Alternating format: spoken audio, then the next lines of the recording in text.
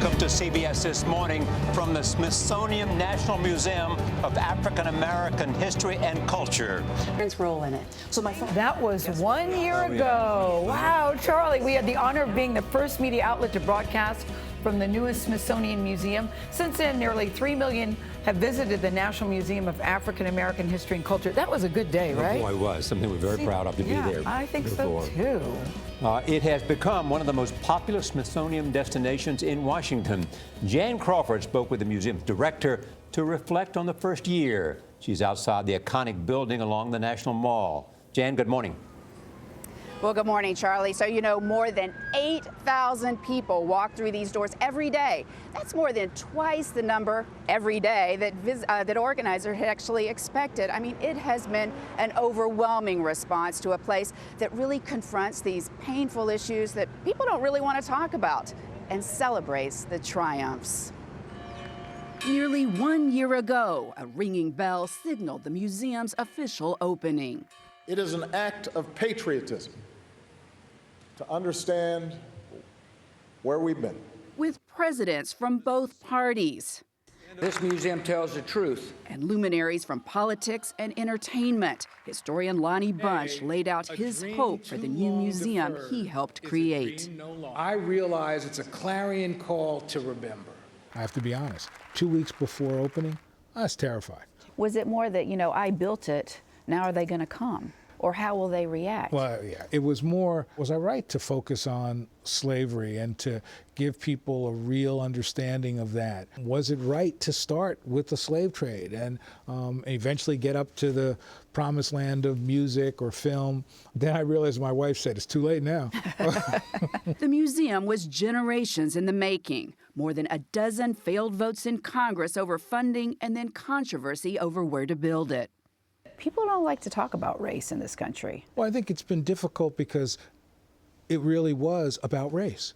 And it was saying, we're going to have to open the veil if we do this museum and talk about a lot of things that we don't normally discuss. In just the last year, Bunch has been forced to discuss the departure of the country's first black president, violent clashes with white supremacists, and nationwide arguments over Civil War monuments.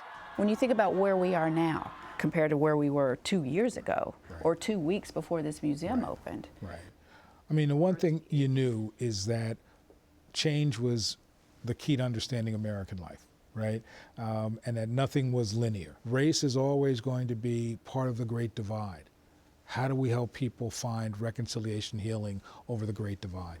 And then go forward. And go forward. The response has been overwhelming, with free time tickets disappearing as soon as they become available, and crowds waiting for hours to see the museum's more than 3,000 exhibits. People are coming and spending 5 and 6 hours on average. 70% of the items came from people's homes, the most powerful often the most humble, like freed slave Joseph Trammell's tin wallet, handmade to protect his freedom papers. And this is, to me, what is so moving about people trusting the museum to be able to take those amazing documents and those artifacts. In essence, because of that, we've been able to create a sacred space.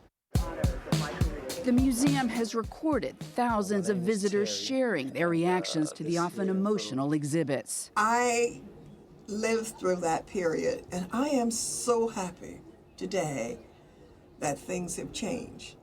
And relate them to today. Our children are still very much at risk. Through it all, Bunch's message is one of hope. When you're a historian of Black America, you have to be optimistic. The enslaved people on whose shoulders I stand, who didn't get the chances I get, because of them, America's a different place, and I believe very strongly that we continue to make America a better place. And this museum is at the center of that. Absolutely. There is no doubt that this museum has a political agenda to make America better.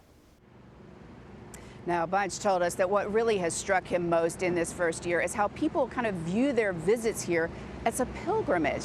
And in fact, museum staff have special training to help people deal with all the emotions that they feel when they walk through the museum, and tissues are provided.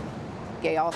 Yeah, you need tissues. We remember that day very well. And don't you think, Charlie, you need at least a day to go through it? Have you been yet, Bianna? I have not, and it's definitely on my list. Put it on your list to do. It is the most popular museum of the Smithsonian family.